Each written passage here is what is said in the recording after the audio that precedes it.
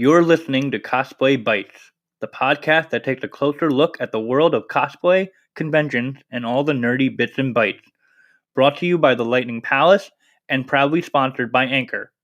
Join me as I discuss a variety of topics and conventions alongside the joy of bringing your favorite characters to life. All right, we're just going to get right into this. Hello, everybody, and welcome to another episode of Cosplay Bites. Yeah, I'm totally recording this on a different day and not the same day I recorded the last one. No. So this is going to start off my PAX East coverage.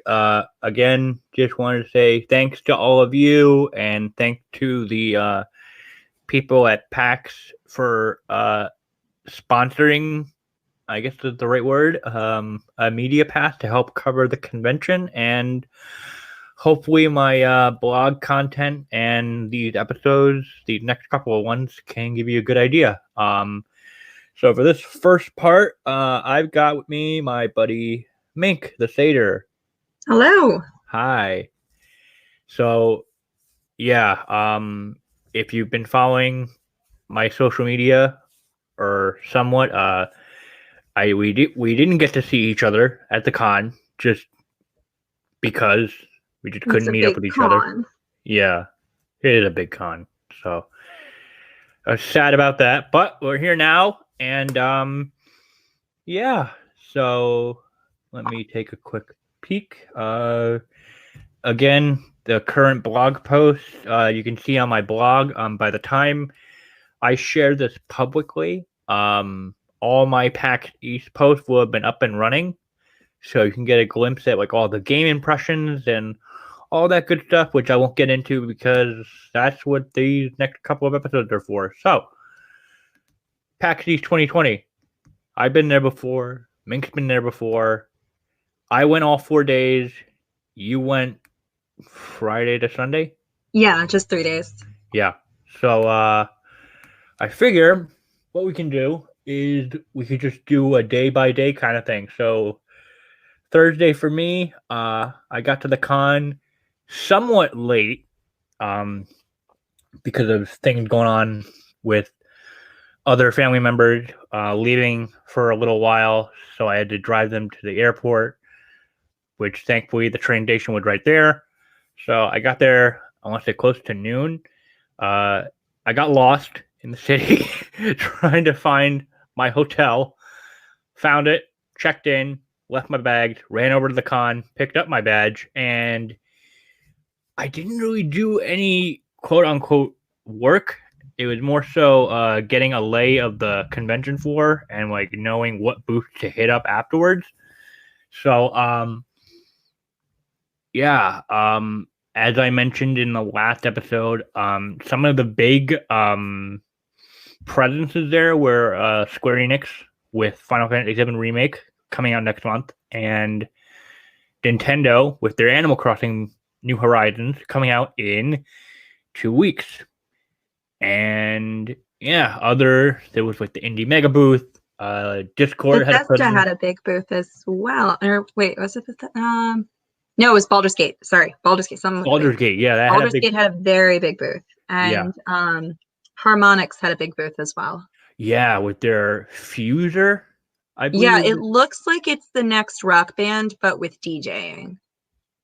I didn't get a chance to do any of the demos that they were offering. Didn't quite get a good sense of what the gameplay was like while I was like checking out their booth, but I have a couple of musically inclined friends and diehard Harmonix fans who are really amped for the game, so I imagine it's gonna be exciting when it actually drops. I have no idea when it will drop. Yeah. It is not the most exciting game that I was pumped for at the event, but there are some really good contenders. Good. Yeah. I mean, I didn't try the Animal Crossing demo because I heard it wasn't that good, because all it did was drop you in with 4-player co-op, because that's a thing you can do in this new game. So you didn't really... Yeah, I figure I'm just going to play it when it comes out. If you're familiar with any Animal Crossing IP, then it's pretty similar no matter where, like what system it's on. So There will probably be some tweaks to include the co-op, but I didn't really see an overwhelming need to wait in line to demo the game. Now at PAX, they did have a huge setup where they basically just created a slice of the world of Animal Crossing that was very reminiscent of even just like the original Animal Crossing. Like it was they awesome. They had a little house that you can pose in front of. They had a stream, and like they had the ocean where they played a cool visual effect where it was like the floor had like some LED panels in it, so that it made it look like the waves were coming in and out, which was very very cute. And they had some like small props that you could play with, and then they had some folks coming out in large character costumes. I think there were 3. They had Tom Nook, Slider, Isabel, and Tom Nook. Yeah. Not that I'm a big fan of the franchise or anything. Not like I'm super hyped or anything. Yeah, and then both of these things are true. I am very excited for. Yeah, and then I tried to get in the Nintendo store line because some of my friends that I hung out with on Thursday, the only day they went, spent way too much money, and they still didn't get everything they wanted to. So they're like, like, hey, if you can get me some of the stuff for my for my wife, then I easily pay you back. I tried. Well, the word on everyone's lips was the Isabel enamel pin. Yeah, I got the Isabel pin, but I'm gonna give that to my brother because he both loved Animal Crossing, and he is a murderer with Isabel in Smash. It's horrifying. Yeah, I tried on the last day because the way it worked was the Nintendo store line would fill up so quick that they would cap the line, and every 15, 20 minutes or so, they would open up, to let more people in. I got there Sunday, last day, my last shot. I was done with everything else. I got there like 8 o'clock. I waited 2 hours, 10 o'clock till they opened up the floor. I sped walked I had to go to the other side of the convention for the Animal Crossing booth where the store was. 4 minutes. The line was capped. Lord. That's a no from me, boss. And I was like, God. And then when I eventually did get into the line, all the PAX East exclusive Animal Crossing stuff was gone. Oh, sure. There were a lot of people who were getting in line and then getting in line again on a different day or even like later that day because there's no way to tell that someone has already been in the line. So it was just like people were just getting in line. From what I understand, a lot of folks were capitalizing on the exclusivity. And so there were folks who were taking some of the merch and then just putting up on eBay for pretty jacked prices, which is nuts. But stupid. You can't stop the scalpers. No, you really can't. Yeah. Yeah, that was pretty much my Thursday. Friday, I got in. I booked it and it's funny. So I booked it over to the Final Fantasy VII booth. I was able to get a ticket for the demo, which really excited me. But then flash forward to, I think, the Monday after, and they were like, hey, here's the E3 demo. Here's the demo from November that's a little longer than the one that you played at PAX East. It's free on the PlayStation Network. Like, oh. But and it was really pretty. Like, you know what? The gameplay looks interesting. I'm not sure how I feel about it yet, simply because of just like, I don't know. I only watched it. I didn't actually play it. But just seeing you have to go through kind of these toggle menus to go from one person to another because they took what was a turn-based combat system and turned it into a live action combat system. So there's some like you just got to get used to it. And I imagine over time you'll be able to, but in the demo, you only manage 2 characters, not 3. So I imagine it's going to be a little chaotic when you're managing 3. And I think it's going to be a little chaotic when you are in the middle of like actually fighting multiple enemies, especially like during boss fights, because the boss fights looked a little bit woof. Yeah, I was very impressed. I got to pose on the Harley Daytona or the Harley Davidson motorbike that was at the con. So I'm staring at the picture right now. because I got some hard copies printed out. It was sweet. I love the booth. I mean, like, you know what? The experience of like waiting in line and trying out the demo, even though that they gave out a longer demo like after the con, it was fun. Same feeling I had when I was able to try out Kingdom Hearts 3 the year before it came out at New York. It was a lot of fun. And funny story, so I hung out on multiple days. I hung out with my friend Dylan, who's Princess Giggle Snort, if you've heard of her, or Bun Witchy. She gave me this really cute Kingdom Hearts pin that I now have on my hat. But we were hanging out with two of her former coworkers at WB Games, and I guess one of them had an issue with the demo ticket for Final Fantasy VII Remake because they wanted to try the demo. And we ran into one of the guys that worked there at the booth, who I recognized him immediately. He was the community manager for the game, or for Square Enix. So, like, if you guys have watched the E3 press conference when they showed off all the FF7 Remake in depth, if you remember the guy that came onto the screen and was like translating stuff in English, and he started out with Les Mosey, like that iconic silly line, that was the guy I met. And he was cool. So you guys still having trouble with the tickets? Because I guess he was notified of it later. And they were like, yeah. So he looks at like all four of us. He's like, you still want to play it? He just whips out 4 demo tickets. Like, here, go have fun. So I essentially got to play the demo a second time. And that's awesome. But I am immensely excited for the game. I did a lot of shopping, and because New York Comic Con may be a no-go for me this year because of life and the fact that my best friend is getting married that same weekend. Oh, yeah. And in Tennessee. It happens. Yeah. So, I mean, you know what? It's fine. I missed it one year for a wedding as well. Like, it's just... no convention is worth missing an important life milestone. No. And it stinks because you're like, oh man, I'm gonna have this like fear of missing out, but yeah, it is what it is. But so I'm trying to sum up Friday before I give you the reins. Sorry. What I tried out a couple of games. They're all on my blog. One game that I immensely fell in love with after being invited to try it out is a small, cute little game called Coffee Talk. So the premise is you are in Seattle. You're a barista. You own a coffee shop. And the gimmick is you're in a world where fantasy creatures are melded. They coexist with humans.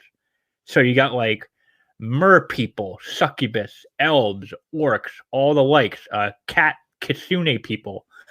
And you serve them coffee and you'll listen to their stories and it's explained early on in the game like what the main objective is of this game. But it's very wholesome, very relaxing. Like, I love the background music. The art style is perfect. The people at the company were very sweet.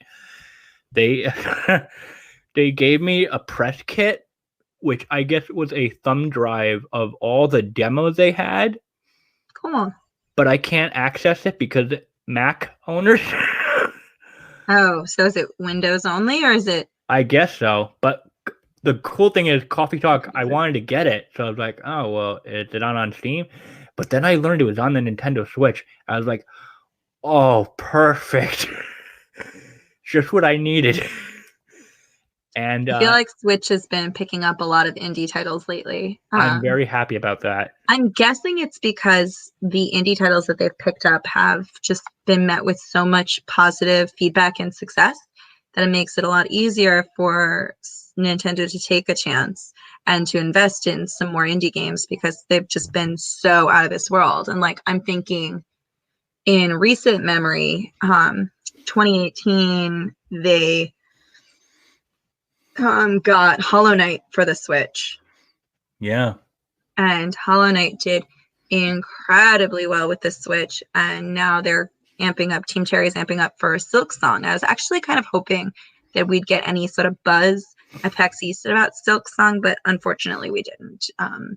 Team Cherry is, I think they're an Australian company, but they were not present at PAX East in the expo hall. But there was a lot of fan merch, which made me very happy.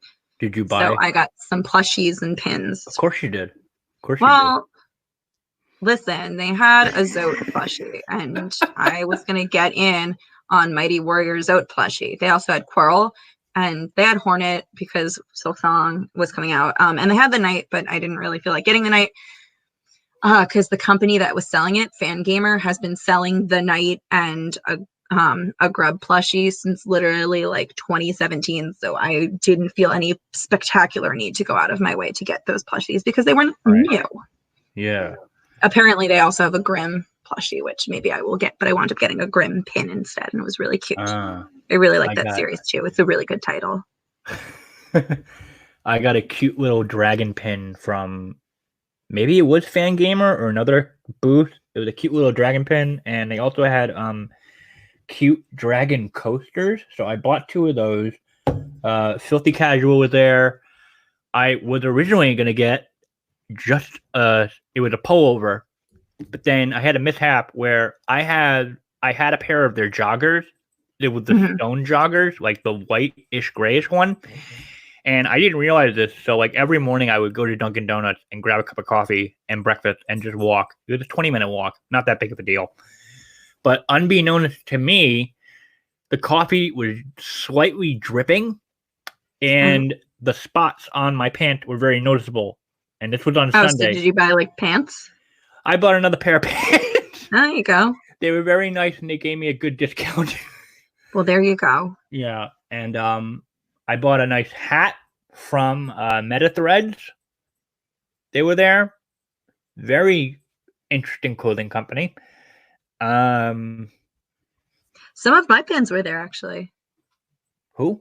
So, a little while back, I was hired by a gaming company called Foam Brain Games to do designs for a D&D set of enamel pins. And so they were like, free reign, just design something. We want a D&D adventuring party. And so I was like, all right, well, this gaming company is a little bit more progressive. So then, rather than make pins that are like more or less the archetype, like, oh, boy fighter, female cleric, old dude wizard, I wound up kind of flipping the script and making like, I had, this beautiful black girl as the wizard, and I had a gender non-binary cleric, and I just kind of like went to town. So they loved them, and so now that they've been selling them for the last I want to say 1.5 years, they've been selling these enamel pins, and they had a presence again at PAX East, and they got a whole new shipment in, which was a big deal because every convention I've gone to that Foam Brain is present for, those pins sell out immediately, which is awesome. I'm really happy for them, but it also sucks because there's one in particular that's a very popular one, I guess. It's this fat red dragon where he's got a little fireball that is a separate pin where you can put it, up by his mouth so it looks like he's breathing fire, or you can put it over by his butt so it looks like he's farting fire. It's really your choice. Oh, it's such a cute pin.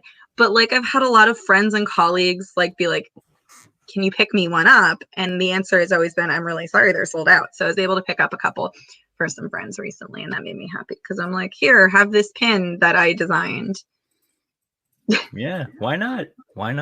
But they are wicked cute, and they're not up on the Foam Brain Games website presently, so the only way that you can get these pins is to go to a convention and find them. So they're kind of like a scavenger hunt item.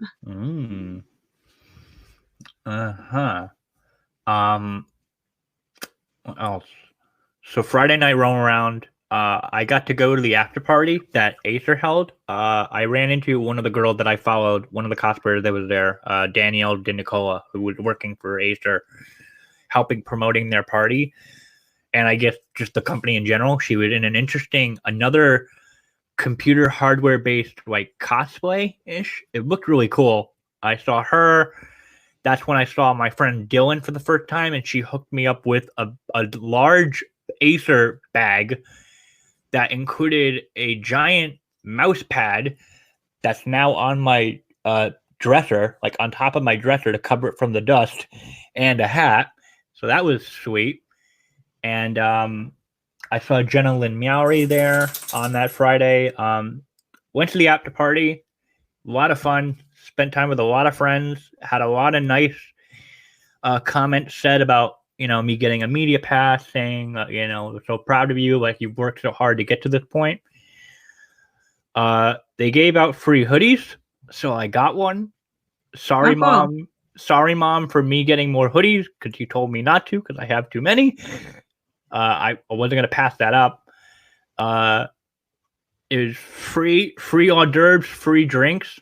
Pretty sweet deal. I didn't get back till, let's say, 2 a.m. So I had my fill. How was your Friday? So my Friday was pretty interesting. I got up early so that I could finish making a costume that I decided I was going to make like days before the convention, just like a completely random last minute thing that I was like, all right, let's do it.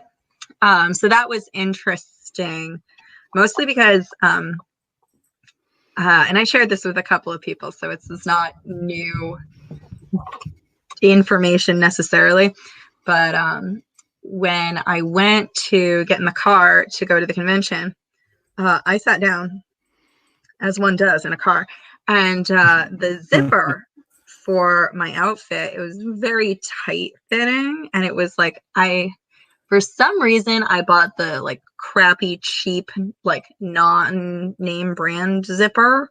So that split open, like, and it was fixable, and I fixed it within like 2 minutes, but it was like a really, like, it was a very scandalous costume malfunction, to say the least. It was just like butt hanging out to the world. Like, it was basically like lower back to like maybe 3 or 4 inches under my butt were just like hello open. I was just like, oh my god, I can't sit down while I'm at a con. Like, that's not gonna work. And it's not true. It wound up being a complete anomaly that this even happened. But I was just like really cautious the rest of the day. Right. So that meant that when I went to do my panel, I wound up not sitting to do my panel. And I told an entire audience of like 200 people, like, hey, everybody, I'm not going to sit because I have already had my zipper burst open. And yes, it was a sexy cosplay malfunction, but I do not need you all to be a part of that. Even though, yes, technically, my panel was intended for folks ages 13 and over. It was not going to be that kind of party. And what was amazing is, so 2 of my cosplayer friends were doing the panel with me. I was the panel lead and moderator. So they wound up, I was like, you guys, you are welcome to stand, like to sit. And they were like, oh, no. We are going to stand in solidarity. Solidarity, so, yeah. Shout outs to my girls V Cosplay and Expletives and Thread, because they stood the entire time. They did not have to, but they stood the entire time because they were just like, no, girl, if you're standing, we're standing, because we stand together. It was beautiful. It was very beautiful. So the panel was cosplay drafting and draping, which was a panel dedicated primarily to pattern making for people who might be afraid of pattern making, particularly for sewing, because at this point, I think everyone and their mom has YouTube channels and step-by-steps and guidebooks and all of that for making foam armor. And that's why you see like so many people are able to access and produce foam armor with cosplay. But where you really see a divide are people who are like, oh, I don't sew. Like, you'll see people with beautiful, meticulous like armor work. And then they'll just look at you and say, oh, I don't sew. I don't know how to pattern, or like, I don't know how to make that, or sewing is scary. And I'm what's like, a sewing needle? What's that? Yeah, basically. Yeah, what's a sewing needle? I don't know that. How do you do this? Right. And so, like, I feel like I've been put on this earth to demystify a couple of things, like leatherwork and sewing are the 2 things that I'm like, no, they don't have to be hard. like the entry point is very easy. There's a low entry point, high ceiling. So yeah, like there's a lot that you can learn, but for the purposes of cosplay, it doesn't have to be challenging or scary. It's actually quite manageable. So I wound up, I proposed it way back in, I want to say like October-y time, trying to get more people interested in doing their own sewing and pattern making for cosplay, particularly if they are non-standard sizes. Like, you know, not everyone is going to fit the Yaya Han bodysuit. She's got too many bosom and not enough ass for like relative to a person like me. So like when I use her pattern on the occasion that I've had to, like I've had to modify it substantially just because she is a different proportion than I am. And I think she expects that. But like if you go in buying a pattern, especially like a cosplay pattern, and say like, I'm a size small, and then you cut a size small, and then you're like, why doesn't this fit me? Like, so that was kind of the demographic of people that I was trying to reach and just be like, look, you can make these things. It's not scary. It's really easy. And it doesn't have to take a lot of time. So Right. we did not really do a PowerPoint because this is like one of those raise your hand. Raise your hand if you've ever been to a panel and it's just been like PowerPoint.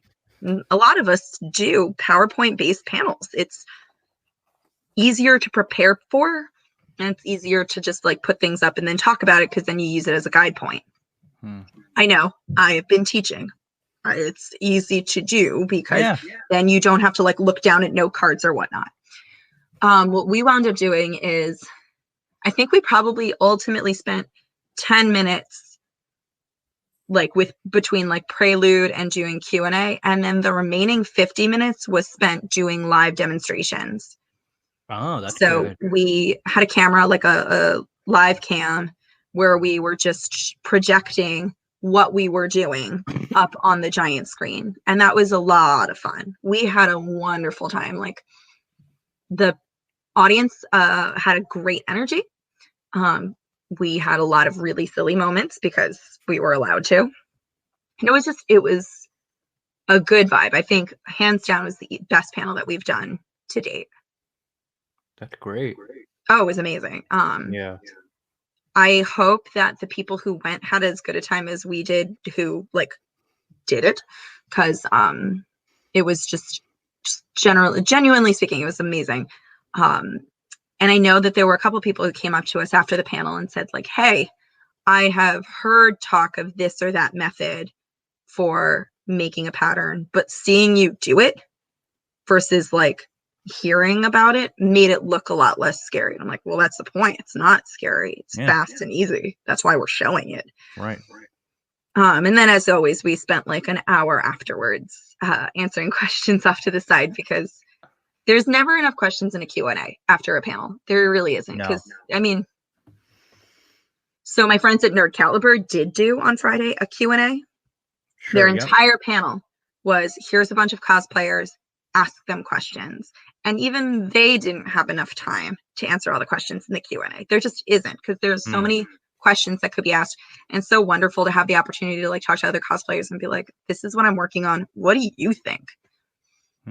So that was, I'd say, the most thrilling part of my Friday experience. I did try to go to the expo hall, but it was challenging because I was wearing a costume that obscured most of my vision. So going to the expo hall was really kind of a bad idea.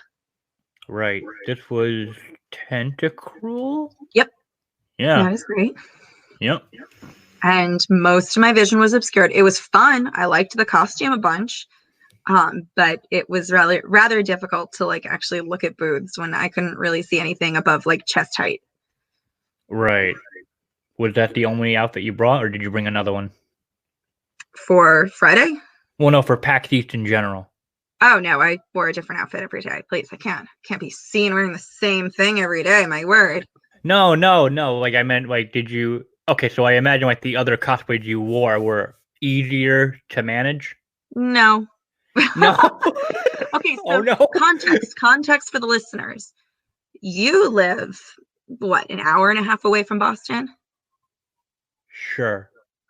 I live 20 minutes from Boston. Okay. So there's no Yeah. need to like, if I don't like what I'm wearing, I can just go home. Like that's an option. I can go home and come back in the same hour, won't have finished. Right. Like, so I could just be like, all right, hi, I'm in something new now. I didn't do that, but like when I'm living at a con, or like, when I'm like, when you have a hotel at a con, or when you live just really close, like I was, it's a lot easier to be like, all right, I'm going to wear something today that obscures my vision, because whatever. I Yeah, live why here. not? Yeah. If I don't like it, I can change. Right. I know not everyone has that ability, but that's one of the, and I pay the rent 12 months out of the year so that when PAX comes around, that's not actually why I live out where I live, but it does make it really convenient that when Yeah. PAX comes around, it's so close that it's just like not really a big problem to take a lift or to drive in. Yeah. Yeah. I didn't wear an outfit at all for this con just because I wanted to not have too much stress and worry about a cosplay falling apart. Even though Yeah. even though I would have just brought my casual prompto, which, I mean, nothing can really go wrong. And like, I did bring my Polaroid camera, but I didn't actually end up using it to take like memory photos. So yeah, Friday was a challenge because I felt like there were not as many people in costume. yeah. So when Saturday came around, that's when I kind of um got over my like introvert shyness and asked a bunch of people in outfits that were in cosplay, like, could I take a picture for my cosplay post that's up on my blog? And like I mentioned this in the last episode, like usually you can tell the state of the like pop culture, gaming, comic like community at the time, depending on like the cosplays that were there. So in particular, Animal Crossing New Horizons, Final Fantasy VII Remake, those were the two big standouts. What did I see? Final Fantasy cosplays in general. Like I saw a Sorceress Edea, I saw Lulu, I saw a crap ton of Tifa's, Clouds, and Aerith. I also saw a lot of cute Isabelle cosplayers. And yeah, that was pretty much the state of cosplay at the moment. I mean, I think there was some League of Legends cosplay, some Overwatch. Oh my God. If you went to the top floor of PAX at 3:00, there was all the League of Legends cosplayers. Probably not as many as there have in years past, but there was at least 50 to 60 League of Legends cosplays all in one spot.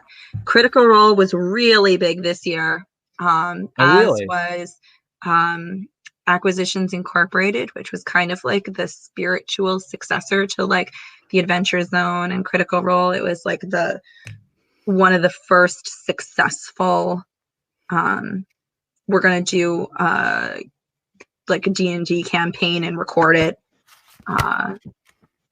sessions in the last 10 years. So that got some love as well. So, it was hard to pick trends like in cosplay, like it had been in years past. Like last year was right around the time where KDA had dropped from League of Legends. So like there was a lot of KDA at PAX East in 2019. Yeah. But 2020, it just felt like there wasn't one particular unified theme. Everyone kind of did a lot of different things. Of course, League of Legends is going to have a lot of people doing it. Yeah. But Critical Role had quite a number of people as well. And to see a non-video game have that much cosplay representation, I think is very telling. It's the reason why conventions like PAX Unplugged are doing as well as they are, is because there is a hunger and a demand for it.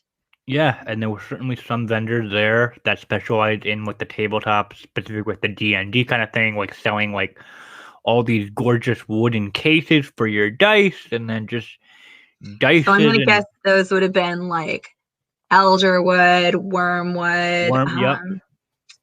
Oh, there's one other one. It's like, I want to say it's like Northern Dwarf Forge or something like that. Sure, we'll go with that. Wormwood, I definitely remembered the name. Like just dozens upon dozens of dice. Magic the Gathering, they had a booth there. Well, of course, Magic the Gathering is not done. That gaming system, like that game will be around like sharing cockroaches. Like it will survive the apocalypse. Oh yeah. So I got my little notepad here of notes I took of the games I tried out. Another game I tried out on Saturday was a game called Skull the Hero Slayer from Niawas, and that was it's a cute little it's got gorgeous pixel art. Instantly gave me a Metroidvania kind of vibe. It was also like kind of like a rogue-like game. Like typically, I mean, the only game I could think of was Rogue's Legacy, where you play as this lowly knight, it's a skull knight, and you basically have to go rescue your king that's been kidnapped by the humans or whatever, something like that. You have various moves throughout the game, and I guess one of the big things is that you can take off your face and change and grab another face, which gives you another like class of ability. So like, Okay. you have a variety of abilities with each face. So like your main like default face, like one of the abilities was you could throw your head and damage enemies, and either it reappeared after a cooldown, or you can go pick it up and it instantly comes back to you. But then there were other faces, like one turned you into this like giant hulking berserking beast where your moves were slow, but you also hit pretty hard. And then another one, you turned into like a jester, where one of the main move was like you were throwing your knives, like a set of knives out at the enemy. Like also you had like different attack styles, like combos. Every room is different, and then every time you die, your enemy gets stronger. And I didn't run into any checkpoints, but there were checkpoints basically in the style of inns and item shops, where you can then keep the items if you buy them. So I didn't really run into them. So like every time I died, I started out at the beginning. So I don't know if it was just because I was bad, or maybe it just wasn't in the demo build that they had, but it was a really cute game. Really good. And then I was approached by a developer for the a game called maybe you've seen it, because their booth was quite large. It was Midbits. Yeah. Yeah. That one was pretty popular. Pretty much everyone that I've spoken to who stayed in line for demos had good things to say about Misfits. Yeah, it was a lot of fun. Yeah, the guy invited me in, had a developer walk me through it. It's an action online multiplayer game, and the premise is you start out as a decapitated head, and you get a variety of bodies, and these bodies, much like the faces in Skull, they give you abilities to hurt your opponents. And yeah, apparently that's like 2020's game mechanic, is swapping heads and bodies. I don't know what's up with the modularness of it, but you know, I'm here for it. Yeah. There was a variety of modes. So there was a deathmatch mode, a mode called Kick Brawl, which was essentially Rocket League. Let me see here. Another mode was called Toy Hunter, where you're out fighting around, and the specific special toys will appear, and they glow as you get closer to them. And you basically grab the toy and you hold on to it as long as you can to rack up points until you either meet the point goal or the timer runs out. But then when you grab the toy, everyone knows where you are. That kind of reminded me greatly of the Shine Sprite grab mode in Mario Kart, if you remember that. I like barely remember. I didn't play that version of Mario Kart very much, to be honest with you. Right. Like, I don't know. It would after Mario Kart 64, I was kind of like the rest. This was way past it. I think I know, of course. Yeah. Of course. But Mario Kart 64 was where I was at. Yeah. The GameCube one was fine. Double Dash was great. And then they had other modes which weren't really, well, they were playable. The Toy Box mode was basically you can build your own map. And then there was a playground mode, which was mainly for exploration, but it was very frantic. I remember doing the Kick Brawl one, and I got one of the special bodied, where basically I got the body of a T-Rex, and I Nice. wrecked shop, and I scored a couple of points. And yeah, it was a lot of fun. I'm low-key devastated that you haven't mentioned the game I'm the most hyped for from PAX. Like, literally devastated. You have no idea what it is. I didn't tell you. But I'm like, how are you not talking about this? Soon. You when you I wonder let if me you know which when one you, I'm talking about. when you let me know, maybe I do know which one you're talking about, but I'll let you say it. But so I am running a giveaway on my blog's account for free Steam keys for the open beta that came out the day my impressions post did. So, I mean, if you go find the post about Misbits and follow the instructions, I can give you a Steam key. I used one myself. Womp womp. It's Windows only. I'm out of luck. So Windows users only for your giveaway. Windows users only. He said that they're gonna look into other platforms and they're trying to get into consoles for local couch co-op because this is all online. So yeah, I believe I have 3 left. 3 Steam keys left. And I'm also doing another giveaway. Probably starting maybe I'll start it today. Yeah. So I also in my many visits to the Final Fantasy VII booth, they were handing out posters. I got a couple for some friends of mine or for some people, one streamer friend of mine, another friend that reached out at the con because she was like, "Oh, can you get me these shirts, like the Final Fantasy VII Remake Cloud shirts?" And she PayPal'd me the money. To my unfortunate dismay, much like the Animal Crossing shirts, they too were sold out on Sunday when I tried to get them. So no. I refunded her and was like, "I'm so sorry. I can at least give you 2 of the posters so that you can have both of the images up." So I have 4 posters that I'm mailing out to friends. I have 1 poster left that I'm probably going to do a little mini giveaway.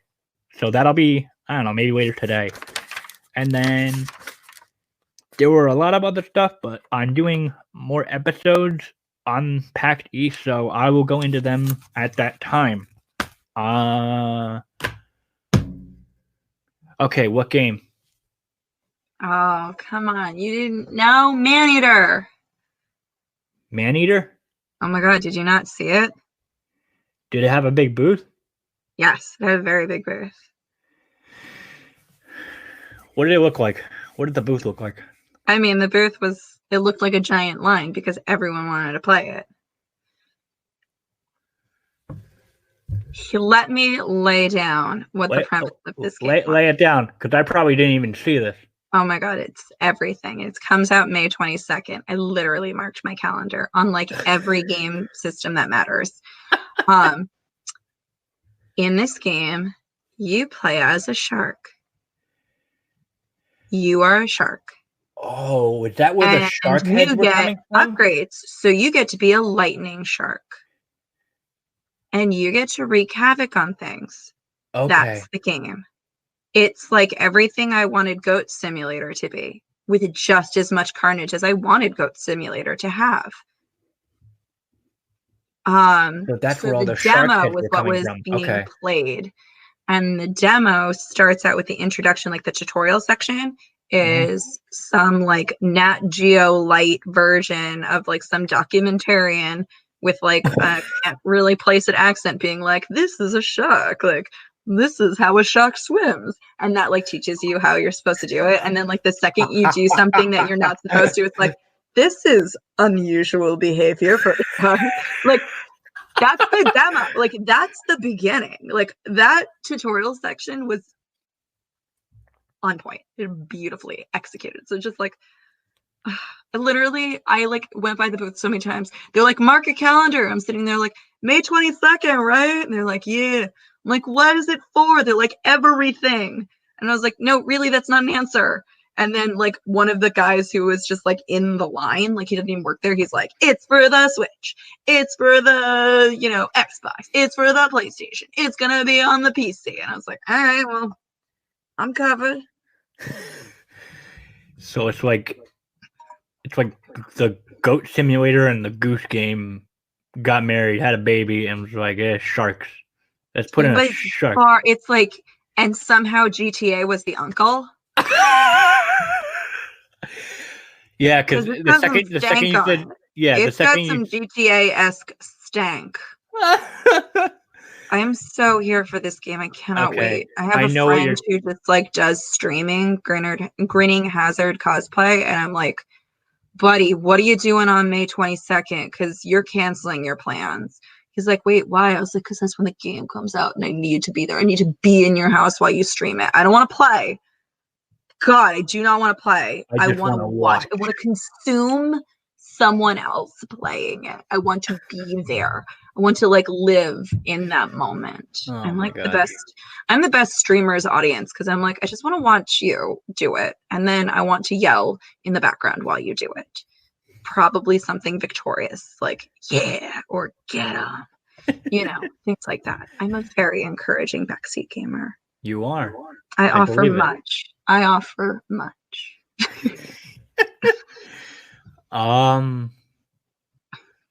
Yeah, so that's where all the shark heads were coming from. Okay, now I know what you're talking about. They were all coming from there. That's the big one. They had foam shark heads. That's what that's what I'm referring to.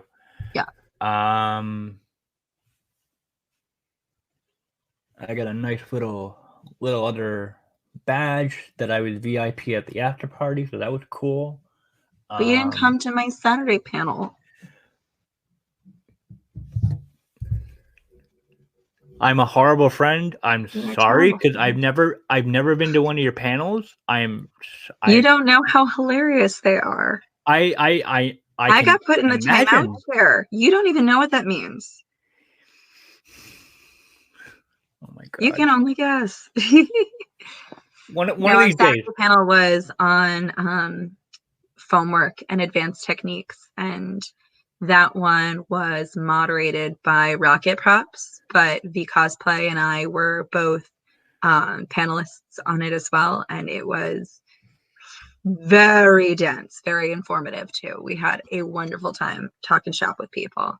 Right. One of these days, you're gonna have to, I know, burst that bubble and come and join the party because, like, we have fun at panels. Like, I gotta say, as much fun as LineCon 2020 is, because I always have a blast at LineCon. I should know. I just came back from Disney World. That's like the LineCon 2020. Yeah. Which meant that it was way easier to wait on lanes at PAX. I was just like, oh, what? Yeah, you kidding me? Wait time is only like an hour? Psh, girl, talk to me when wait time is 300 minutes. I'll be out of Star Wars. Like... But like the panels at PAX were genuinely where it was at. I had so many great panel experiences at PAX. And this is like a big deal because I've gone to other conventions. Like, there are some conventions, I'm not going to name names, but there are some conventions that are more about the expo hall than the panels. There are some conventions that are more about the cosplay and photography than the panels. But there are some cons where, the expo hall is dope and you're going to have a great time, but that is not the extent of it. And if you are only going to the convention for the expo hall, you are missing some significant things. And I feel like PAX is always one of those cons, and not just for like the main stage events. The main stage events are really dope because that's usually when like large companies like AAA titles will make cool announcements. Like it was, I think, PAX East was either last year or the year before that they announced Borderlands 3 at PAX. Yeah, I believe it was last year. And that was a big deal because it had been rumored, but nothing was official until boom, here it is, Borderlands 3, and that was just straight up announced at PAX. Like that was what kicked everything going. Like all of the gaming websites were like, "Dear Internet, did you know this is a thing?" But like the panels that happen at PAX that are done by non-studios are hands down some of the most entertaining or interesting or topical and relevant panels that I have seen like ever. The diversity in gaming panels, always top notch. Or like they had so many like, here's how to write a good story. here's some good D&D stuff. Like the content and quality is always out of this world. And it's just like, it's something that I cannot recommend enough, is going and checking out what's available and what interests you, because it's some of the most diverse content that I've seen at a con, like, period, stop. Yeah.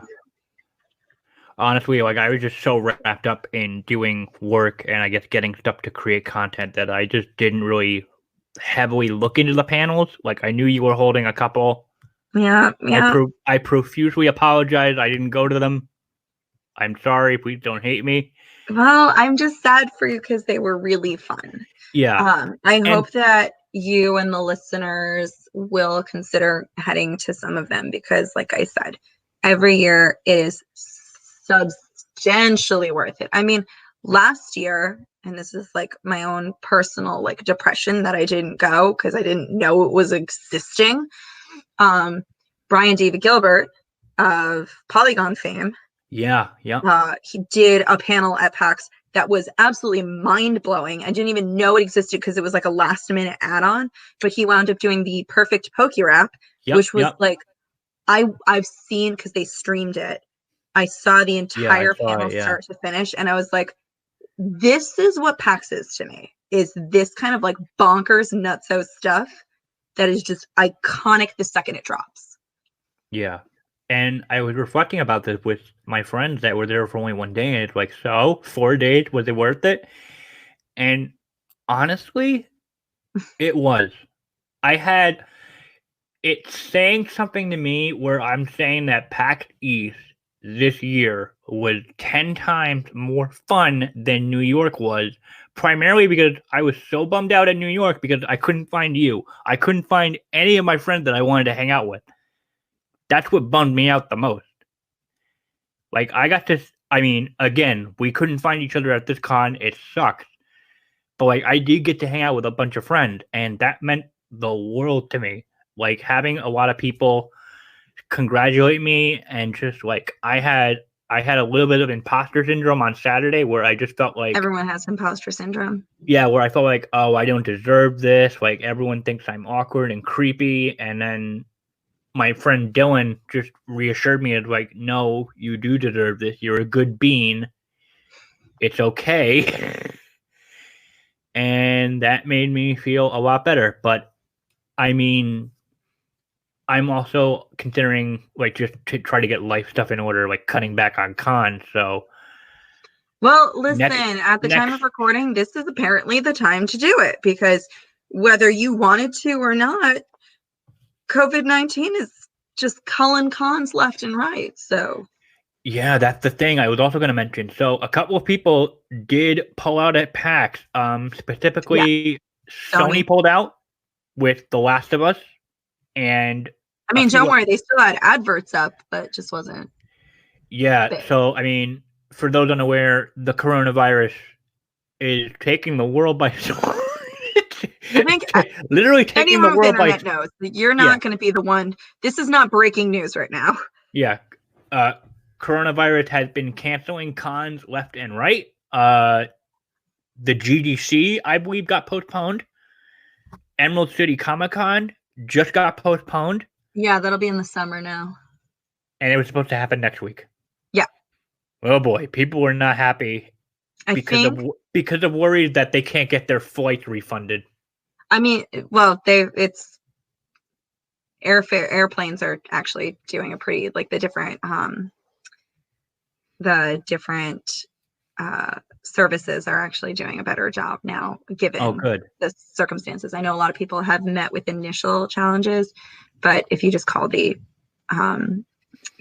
call your airline, they should be able to help you out, because this is obviously an unusual circumstance. But there are conventions, like, people are starting to email, like, Gen Con and Dragon Con, both of them classically summer conventions, like both of them in like August, being like, are you going to have your convention? And all the representatives are like, we don't have any reason to believe that 5 months from now, we're going to be in such dire straits. Like, this is still going to be an issue. Worry about March, April. We are so far away from like August that it's laughable. Yeah.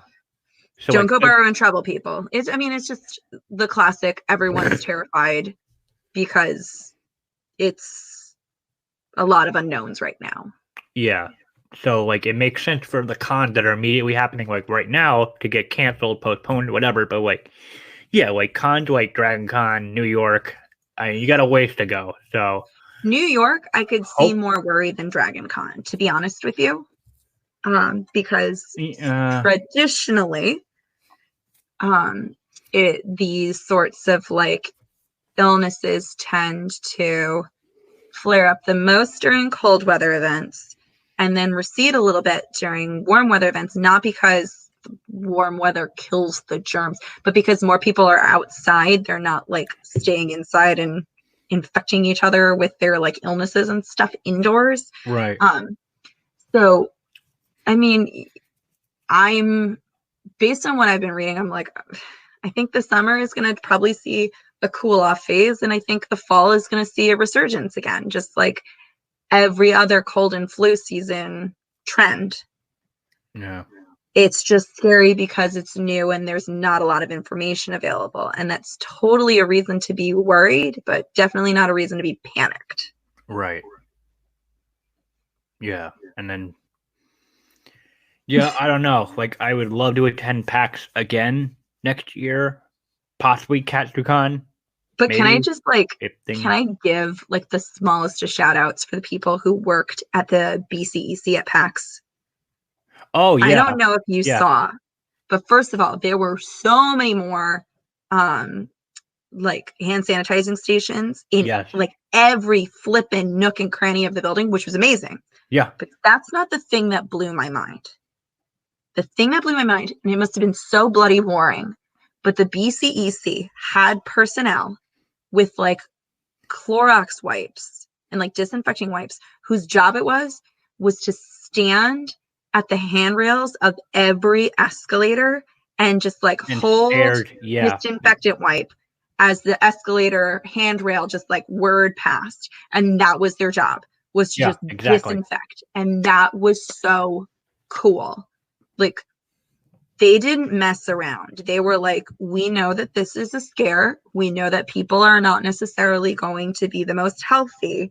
So how can we take some measures to diminish public contact points and make it so that it's a little bit safer? Did ConCrud Yeah, still go around? God, yes, it always does. But like, seeing those kinds of measures is like one of those, and this is how it's done moments for me. yeah, Certainly no replacement for washing your hands and taking your own individual safety precautions, but it was just really nice to see a convention taking an active role in keeping everyone safe. very seriously. I agree. Yeah, very interesting. A lot of people wearing face masks, and I'm not sure. To some degree, there were people that were legitimately somewhat sick and did wear them for the safety of others, like my friend did, and I guess others wore them just for the sake of, I guess, trying to protect themselves, but I'm not sure if that really And then helped. some of them were just Akali cosplayers. Oh man. I'm sorry. It was just like low hanging fruit. I had to. Go for it. Go for it. Sunday came around and That's I when I went got to do all of my expo hall walks. really. Yes, because on Saturday I wore Toothless with the giant wings, and I can't be going through an expo hall with giant wings. I tried, wasn't successful. Yeah, no. No. Yeah, So Sunday was the my day. last appointment I had on Sunday, there were a couple of other things that I did that I'll go over for my next PAX East episode, because I'll be with my friend Dylan that I spent a lot of time with at the con, where we got to do a couple of things that were really cool, like trying out a game and trying out a live demo of a game where we didn't play the game itself, but we played a live demo where basically the premise was they set up a little crime scene where someone was murdered at a party, and we had to figure out who killed the murdered person. We had to What game was answer. that? It was Scene Investigators by EQ Studios. Interesting. Not the game I would have thought.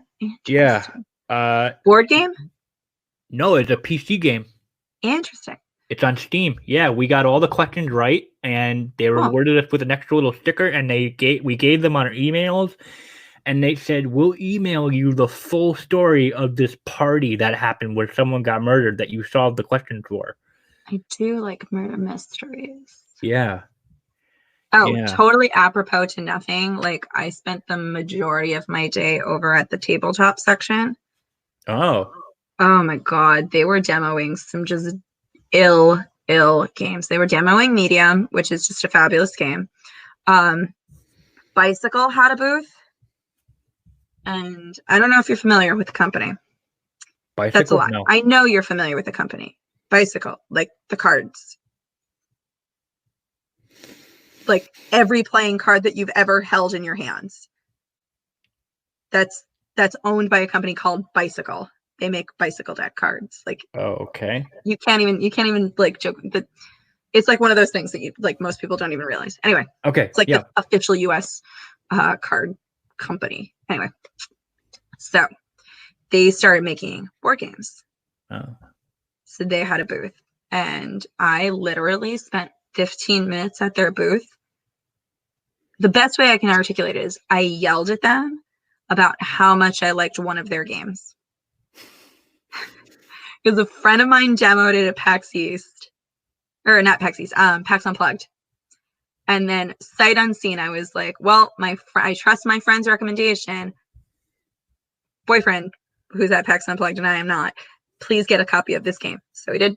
And then I've played it since quite a number of times. It's called Tattoo Stories, and it is so much fun. It's like everything it's all of the whimsy that I lost having played Cards Against Humanity too much. Like, you know how you put, like, Cards Against Humanity is all about shock value. And once you're over it, it's like not as much fun. Right. But like Tattoo Stories, it's not shock value, but it has that same like fun element. I don't know. It's just a good. No, I get it. Yeah. I'm a big fan. I literally yelled at Bicycle for 15 minutes about how much I love their bloody game. Like, the only way I could talk about it is I yelled at them for 15 minutes. And then I realized I was like, I'm sorry, I'm selling you back your game. You already know how good it is. You don't need me sitting here like crazying at you. But it's really good. I need you to know that it's so good. And I tell every human that I can and who will listen that they should get a copy and play with like their 3 to 8 closest friends, because it's fun. It's fun. Listen, it's not since Mysterium that I found a game that I could get this hype about. And Mysterium, I believe really it. Good. I believe it. I trust your hype levels. I trust your judgment. Well, because I'm not some like Arkham Horror fan. Like, Arkham Horror is fine, but like, I like games that can be played in 15 minutes to 45 minutes. If it's longer than that, I'm out. I do not have the attention nor the time to play a sustained long board game. Please, ain't nobody got time for that. No. I do like a good game that makes me want to play it for 3 hours. Right. So my last appointment on Sunday was with a company called Audeze headphones. Oh, I know those. Yeah, you know them? Oh yeah. I feel like we have a set of their headphones. Yeah. Yeah, so they were talking about me, how like, they're the group of individuals who have a lot of experience in the audio industry, and they wanted to step into the gaming industry, and they just wanted to show people like, how they're going up against like competitors like Logitech, HP, headphones like the one I'm wearing right now, where it's like, why people will sometimes question like, why does a pair of headphones cost so much money? And their gimmick is that they want to justify the price, where it's like, it's not just because of like all the colors or all the LED lights with the cat ears and the ones that Razer has. Like, no, they care more about the sound quality. And part of me wishes my brother was here, because he's more into the audio engineering, like music entertainment side. So like the guy was giving me like his sales pitch of like describing some of the stuff, some of the technologies that they use for their headphones, and I was just like smiling and nodding, like trying to get my freaking notepad out, and I couldn't find my damn pen. And I was just like, I respect that. Just so you know, some of the terms you were using flew right over my head. And he's like, I get that a lot. This is just my sales pitch. Really Well, the nice. reality is when you're working with high performance gaming headphones, you are oftentimes talking about higher price points. And so many times, like the people who have the money to buy these, you know, $200, $300 to $500 headphones, they know what they're talking about. Like they've done a lot of their research. So Oh, yeah. the people who need to be doing the sales need to come correct with like, okay, why these and not those? Like, Yeah. it can't just be like, gone are the days where we can say like, oh, well, these are noise canceling. It's like, who cares? Every set of like mid-tier and higher headphones are noise canceling. Like you can get $75 headphones that are noise canceling. Why is your $350 headphones Bingo. worth it? Yeah. And Like so that's these, probably why your sales rep was like giving you the business, because and I appreciated that. he's Like assuming that you are that guy who did all of the research and wants to know. Yeah, since I started podcasting, I've taken more of an appreciation for like microphones and headphones. Like, I want to say these were like $80 to $100. These headphones, and there's again where they were at the price point you were at or mentioning, and I asked him like, would you recommend these headphones? Like, I don't primarily use headphones when I game, and even if I do use headphones, they're like the white paired that I get with my iPod from Apple. But like, as someone who doesn't really game with a lot of headphones, would you recommend this for someone who does stuff like I do, like podcasting or like audio stuff? Because I was thinking of my brother. Maybe my brother would like a pair of these. Like, oh yeah, absolutely. So now in the back of my head, I'm thinking maybe down the line there should be a future purchase for me sometime within the next couple of months. Because I mean, honestly, yeah, it's pricey, but I mean, I can manage. I'm Yeah, gonna nice. tell you my like this is like so ridiculous parable. When I was flying back from Disney, I was like, I don't know, something about the flight was just really messing with me. I was like starting to get like panicky. And my boyfriend had bought $350 headphones, like noise canceling, top of the line, like really nice headphones. What brand? And I will have to look that up another time. No, I don't think they were Bose. But he bought some nice headphones, and he has his gaming headset, and now he has this like really nice headset for when he wants to do other things that aren't gaming related. And so he put them on me, and suddenly like there was no sound. It was just the sound of watching Law and Order SVU on JetBlue. And it was so like, it's stupid how much of a difference it made. Like, yeah. because you're sitting there, you're like, why does it matter on an airplane what the sound quality is? Especially when you're freaking out and all you want to do is watch your stupid Law and Order. It's dumb. However, I was, just so we're clear, I was the cheap one, and I was wearing children's headphones that were like $15 on Amazon. Like, so like cheap. And the difference it made was like incalculable. I felt calm. I was in my little oasis, and I was just like, Yeah. man, I'm going to have to start saving money because this was a really good experience. Like, yeah, next embarrassing. Next couple of paychecks, because now I'm in recovery mode. Because I was like, you're not going to New York Comic Con. This is your excuse to go crazy. This is your excuse to go crazy at PAX East. Who has money anymore? Jesus. But I'm like, you know what? After those headphones, because he made me try them out in two different areas. Where one area where I played a couple of matches of easy, simple CS:GO with the headphones on, and then I also listened to some music quickly on another pair of headphones. It is damn good sound quality, I have to admit. And so I'm like, you know what? Thank you for this. I'll have to definitely look into getting a pair and, you know, maybe use that strictly for podcasting, and then I could swap these headphones in and make these primarily gaming. I don't know. But I really appreciated it. And yeah, he gave me his card. He gave me a little like cool. mini card of like the headphone model that they had. Yeah. And like the prices, and I was like, cool. I know which What one was I'm the gonna price point of these ones? give me like 5 seconds. I left it All in my right. brother's I'm room. literally count. 1 Mississippi, 2 Mississippi, 3 Mississippi, 4 Mississippi, 5 Mississippi. You are now a liar. It was more than 5 seconds. Hey, come on now. It was like, okay, I know. I was just being a tool. Don't worry about it.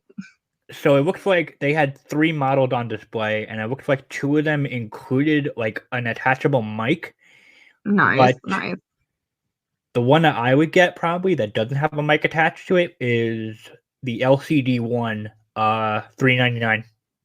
Okay, so that's probably a good like There was high another, tier. yeah, That's getting into the luxury headsets. there was another one that I guess includes the mic, which is also $399, and then their high end one. Let me read this. The world's first audiophile gaming headphone, the LCD GX, delivers the best possible sound for analog audio purists. $899. Yeah, see, that's what I would think of when I think of like high tier headset is gonna be like close to $1,000. Like you can really play it out as like low tier is anything lower than 150 a headset. High tier, mid tier is in between that and like 500, and then the high tiers would be like 500 and up. Yeah. Like the one I'm looking at is engineered for critical listening. The LCD one's light compact form factor lets you take your music anywhere. See, the advantage of going to a con and listening to these headsets is you get to see like the gambit of what they're offering, and you get to see it in comparison with one another. So you can really see like some people are like, well, is like, $800 difference going to really make or break my gaming experience or my streaming experience? And for some folks, the answer is no, it's not. I'm going to go with the lower price. But for others, it's like, I need something really sensitive, so I need to go with a higher price. Like, I don't know. It's all about what are you looking for and what are you in the market for and what do you have the money for. And unfortunately, those high tier things are a little too rich for my blood. Heck, the mid tier are too rich for my blood. I literally went flying with $15 Amazon headphones. But Yeah. now I know to save my money because I learned that any good mid tier noise canceling headset is worth it. Yeah. Yeah, I'm probably gonna get the LCD one, the one that doesn't have a microphone. Because I mean, the one that does at the same price, it was what we got here? Voted IGN best high-end gaming headset of 2019. The Mobius features premium audio quality and true surround sound processing. Yeah. It's worth it to check the reviews and see if the microphone quality for the detachable one is as strong as the one that's included. Just like, anything else, I feel like when it's part of the package, it tends to perform better than when it's in it doesn't accessory. it doesn't seem like the one that I'd be getting comes with a microphone at all, or even has like a jack for it, but the other two do.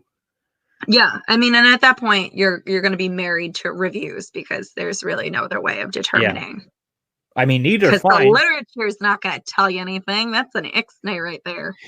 Yeah. And these are fine. And these came with a microphone attached to it. Like attachment. Like you probably see the hole right here. Yeah. But it's fine. Let's see. Did I cover everything? Well, not everything, because I want to save some stuff for other episodes. But overall, PAX East, what do you say? Oh, are we giving it like a star rating? Well, did you have fun? Oh, yes. Very much so. I always have fun at PAX East. It's my home con. Yeah. Same here. It was a very humbling experience to go under my own content. Again, thank you everyone for believing in me and supporting the show and the blog, and I guess to PAX people for supplying me with the media pass. I had a lot of fun. I hope you guys enjoyed the post that came out so far. I know I could have done a little better with the photo taking for the cosplay itself, but again, In your defense, the BCEC is a bit of a rough venue when it comes to photography. yeah, yeah. But if I do, I will definitely try to go again next year. Katsucon is a toss up. I Yeah, guess I'm feeling that too. you're doing like toss up, or you're Yeah, not. Katsucon is lovely and I always have a lovely time, but I suffered deeply that cheerleading effect where it was like when everyone is up here, top shelf, great costuming, you don't get to appreciate it as much because it's just too much dense in one zone. So I'm just like, I don't know. All I did was walk around and occasionally take photos. That was all I did at Katsucon. And that's Yeah, cool, but is it worth the thousands of dollars getting me out there to do just that thing? yeah. Because Katsucon for me is only a con where I got to see a lot of cosplayers and friends that I've made that are from various parts of the country, and like some even came from Canada that I got to meet during one Katsucon. Primarily, that's just like a go see a bunch of your friends that you may or may not see at New York, and it's just like when I got the media pass for PAX East, it was just like, oh, holy shit, I guess I'm going to PAX East. But then it was like Katsucon was because I found out in December, and I was still weighing like maybe go to Katsucon this year. But the fact that Katsu and PAX East were so close together, and I didn't want to take up too much vacation time from work, I was like, I got to do one or the other. And I obviously went with the one that gave me a free ride. I So, think you made the better choice, frankly, because I went to both. I love both of them deeply. I think I preferred PAX East this year. I think there was oh, just yeah. a lot more positivity, a lot more just that was accessible to everyone. And I just found that horrifically with the major folks that had to cancel their booths at PAX East due to COVID, they, instead of having like these massive gaps in the expo hall, what the convention did was they rearranged the expo hall so that there was greater space in between booths, so that Oh, made it so that travel was a little easier. So like the major arteries were more open so people could walk more freely. And having come from Katsucon and then Disney World, where it was like there is only crowds, there's no convenient walk space. Like being able to just go to PAX and be like, man, there's so much space to walk was like there a bloody was. luxury. There was. I was surprised. And like I had gotten used What happens to. when Sony doesn't show up? They just take all of Sony's space, they divide by how many like rows they have, and then they're like, here's a math problem. Enjoy the space.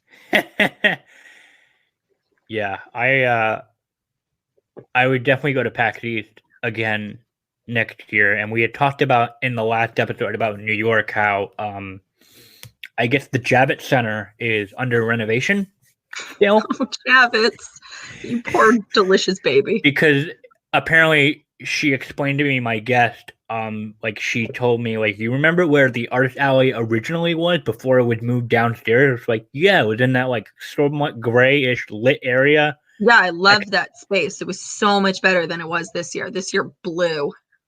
That the location they had for artist alley, I think it was the second year in a row they had that location. I hated it. I didn't like it. The Because there's a previous basement location, there's no air circulation whatsoever. that section is being renovated, not the downstairs one, but the original artist Yeah, alley the section. original section was this like area off to the side of the Javits Center that was just very well lit. It had a Yeah, lot of good natural lighting. It had like some really good spaces for photography. And what's more is it had a really good access to an outdoor courtyard-ish area where a lot it of people did. would just like hang out when the weather was nice. And Yeah, so a lot of cosplayers would just like go in that area, both for photos, for hanging out. There were some kiosks that had food. Like it was a lovely space, and I was very sad not to have it this year. Yeah. Yeah. My guess was like, Look at me having this She'll- vague encyclopedic knowledge of the Javits as if I knew. Yeah, my guess was like I'm probably gonna skip New York this year, and like I'll probably go back in 2021 when hopefully the Javits is no longer under renovation. Because See, if God knows. I miss it, it's because I'm going to a LARP, not for making a political statement. But we'll see how many years. I mean, I'm pretty much gonna go content to exists. I'm pretty much gonna go to a wedding, and then hopefully, if life works out in a way where I get a new job by October, maybe I'll be in a better mindset. Yeah, I mean, last year my New York Comic Con was entirely defined by the cosplay competition, which was Yes. fun, but that just meant that like since that was all I did on Saturday, I like kind of didn't really explore the convention that much. It just meant that I didn't do a whole lot. So I was like, oh, okay, well, New Yeah. York was okay, but I was like, oh wait, it's because I wound up not doing a whole lot on Saturday, which is when I was Yeah. supposed to do a bunch. Oh well. I was too nervous. I know this is crazy that every now and again I get nervous for stuff, but like I Yeah. really wanted to do well at the cosplay contest. And you did. I did do well. So I mean, it was stupid to be nervous, but Win-win situation. it was a win-win situation. I have to put my medal somewhere. It's like I'm so proud of it, my baby, but I need to like put it somewhere nice because I don't know Yeah. what to do with it Yeah. other than put it somewhere nice. I have to like make a box, put it in a beautiful box. I got my media pass hanging right by my desk to be a little Aw. reminder, like, hey, yeah, you earned this, you son of a bitch. You're not a. You I know worked PAX hard. is really sweet. They like so if you're a panelist, instead of giving you a panelist badge, because some conventions will just be like, whatever, here's a panelist badge. They give you a special guest badge. Ooh. And when you walk around with that your special guest, you just like yeah, we just call it spaghetti. Spaghetti. Yeah. You're just like, Oh, yeah, thanks, PAX. You think I'm special. Oh yeah, and I just realized I'm looking at my lanyard. Oh yeah, I got another cute little like a chibi Riku pin for my lanyard. I bought that. Yeah, I bought a lot of cool stuff, and yeah, 10 out of 10 would go to PAX East again next year. 10 out of 10 will go to PAX East again. Don't you use the future conditional on me. Future tense only. Okay, I will go to PAX East. Like, because Katsucon at this point is a how many people are going to go that I know? Is it worth going? Same. Hard same. Can I get another hotel? Like, hard same. That is very, like, if dependent. There's a lot of if coming off of Katsucon, but PAX East is not an if. That's a bloody when. It's a 1 hour train ride. I can go from the airport. It's 15 minutes away. It's fine. And I will go next year. I will attempt for another press pass if things go well. And you will go to every single one of my panels. Yes, I will have you bully me and text me, and it's like, where are you? Why you're not at the... I shouldn't have to bully you to get you to go. My panels are fun. And I know they're fun. I will make a concerted effort to go to a goddamn panel. I know. Because I will try to manage my time a little bit more, especially now that I have the experience of doing media for a convention. Like, I know what to expect. Yeah. But we talked a lot. We had a lot of fun reminiscing. We certainly made up for the time that we didn't get to see each other at the con. Thank you guys so much for listening. There are 2 more episodes that'll be PAX East centric, so I apologize in advance if I'm regurgitating the same stuff I mentioned today. Sorry, not sorry. This was just a lot of fun, and I want to put out my best work to show that like I do take this seriously and want to create great content for you guys. So thank you as always, Mink, for being a lovely guest, a lovely co-host of sorts. And if they want to go find your work, where do they go? You can find me at Mink the Satyr on Facebook, Instagram, Twitter, Patreon, Store NB. I don't have TikTok and I don't have Snapchat because I'm not less than 20. Oh, God. Shade. Shots fired. Oh, shots fired. And yeah, you know where to find me. My end card. Thank you for listening to today's episode. If you enjoyed it, please feel free to leave a review and feedback. You can also support the show through Anchor's listener support or on my Patreon, patreon.com/lightningpalace. For more cosplay news and coverage, visit the Lightning Palace on Blogspot and follow Lightning Palace on Twitter and Instagram. See you all next time.